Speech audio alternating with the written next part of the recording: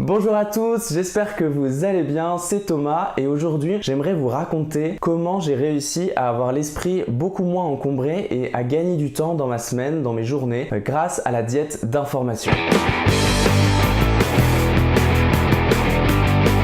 Aujourd'hui, on est submergé d'informations, que ça soit dans les médias, dans les journaux, internet, Facebook et compagnie. On a tout le temps des tonnes d'informations qui nous viennent. C'est impressionnant de voir par exemple lors des présidentielles le nombre d'informations qui viennent, qui sont pas vraiment vérifiées, on sait pas exactement d'où ça vient, des rumeurs, des accusations, des choses comme ça. On peut vite être submergé par ces informations-là, on peut vite en avoir énormément. On a tous déjà vécu ça où on va vite fait sur un site internet regarder une information et puis finalement on va y rester une heure à regarder de news en news, alors qu'en réalité ça va pas vraiment nous apporter de valeur parce que déjà on sait pas si c'est vraiment vrai ce qui est dit, puisqu'aujourd'hui les médias ne cherchent plus à donner des informations de qualité, ils cherchent à donner des informations dans la rapidité où il faut en donner le plus possible et donner les informations en premier, donc on donne, peu importe si les sources ont été vérifiées. C'est vraiment quelque chose qui peut nous encombrer le cerveau, on peut y réfléchir, on peut beaucoup prendre de temps, avaler en fait toutes ces informations et essayer de la digérer. La diète d'information va éviter ça. La diète d'information, c'est quoi? C'est simplement arrêter d'aller regarder toutes ces informations, arrêter d'aller sur Facebook, regarder les fils d'actualité, les commentaires sur la politique, arrêter de regarder les informations à la télé, arrêter de lire le journal, etc. Faire une diète d'information, ça va permettre de filtrer l'information qu'on fait rentrer dans notre cerveau. Il y a à peu près 1 an et demi, j'ai testé ça. J'ai commencé à l'expérimenter. J'ai commencé à arrêter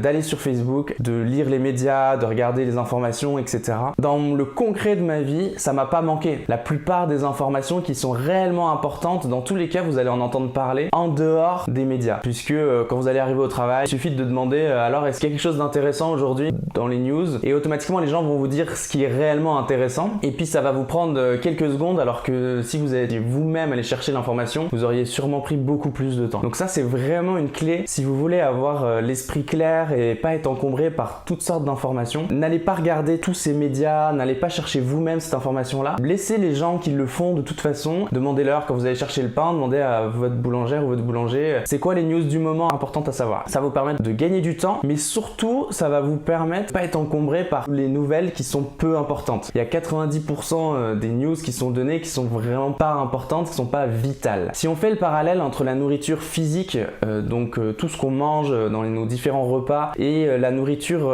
intellectuelle, donc tout ce que les informations qu'on récolte, qu'on lit, qu'on voit, etc. C'est assez intéressant parce que on a tendance à être très attentif à ce qu'on va manger, à faire attention à notre corps, à notre santé, et donc du coup on va essayer de quand même manger plus ou moins équilibré, de faire attention de pas tout le temps aller manger des burgers, etc. Mais de vraiment faire attention à la qualité de ce qu'on mange et est-ce que ce qu'on mange nous apporte réellement de la valeur. Donc si on va commencer à faire du sport, on va commencer à sélectionner en fait les aliments qu'on va avaler pour pas justement faire tout le temps de la malbouffe et puis finir avec des problèmes de santé. En fait, on a tendance à faire ça sur la nourriture, on le fait pas sur les informations. Et en réalité, je pense que c'est tout aussi important de le faire sur les informations parce que si on mange trop de choses sans faire attention, on va avoir des problèmes de digestion parce que notre corps, il a besoin de digérer tout ça. Du coup, ça va créer des dysfonctionnements. Et je pense que c'est la même chose avec les informations. Si on digère trop d'informations et que toutes ces informations sont pas forcément bonnes, et ben on va avoir du mal à digérer ces informations-là, et même quand une bonne information va venir, elle va peut-être passer à la trappe où on va pas réellement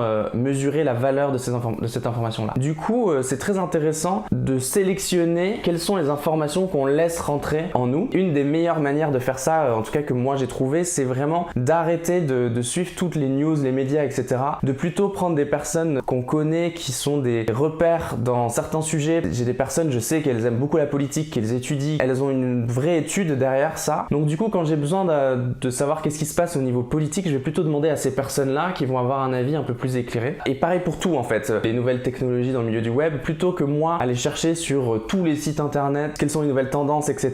Je vais plutôt aller voir des personnes qui sont à la pointe, que je sais vraiment pertinentes, et je vais leur demander à elles quelles sont les nouvelles tendances. Je vais gagner beaucoup de temps, surtout en fait ça va me donner que des informations qui sont pertinentes. La diète d'information va vraiment vous aider à avoir un esprit plus clair, du coup à avoir beaucoup moins d'informations, et donc du coup c'est beaucoup plus facile à trier les informations qui sont bonnes et celles qui sont moins bonnes. Et pour ça, vraiment sélectionner les personnes ou les sites d'information qui sont vraiment pertinents dans leur sujet et privilégier vraiment les sites qui en donnent moins mais qui en donnent mieux. C'est-à-dire vraiment des sites qui donnent de la qualité plutôt que de la quantité.